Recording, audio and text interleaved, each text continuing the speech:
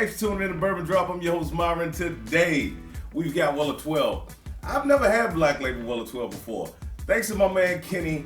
One of the viewers, Cash Run 1454, he called Kenny the plug. I can't disagree with him. Between Kenny and CA, I've got two solid partners, so let's get it. Bottle drop, bottle drop, bottle drop.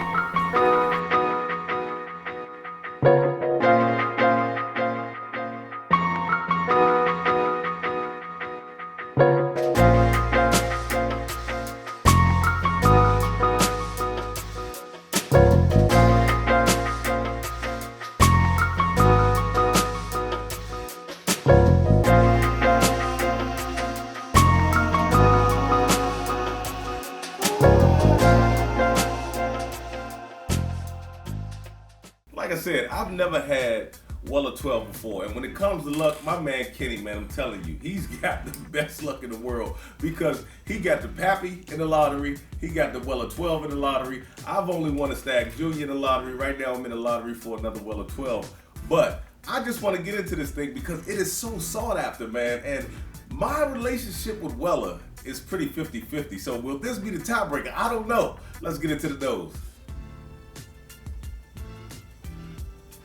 Nice light nose, got a little bit of cherry on it. I get a little bit of sweetness, almost like just a light vanilla. Some citrus does come through. Let's get into the palate, man, because I want to see what it does.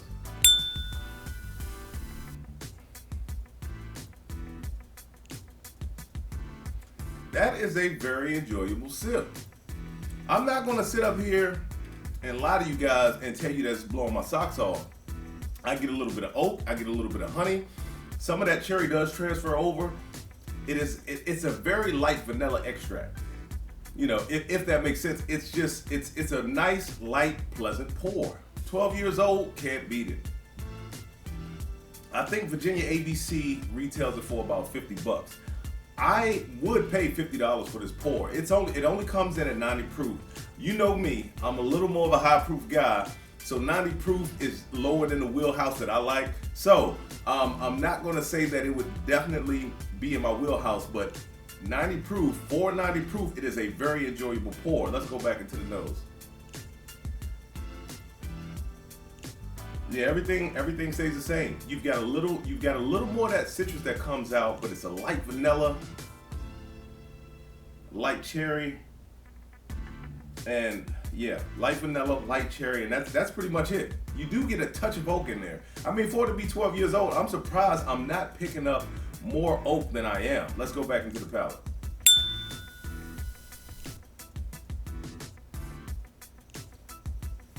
It's very light. It's very light on the palate. It's like delicate. It comes across with a little bit of honey. The back finishes with a little bit of spice. I've got some spice on the mid. There's no heavy char on the back.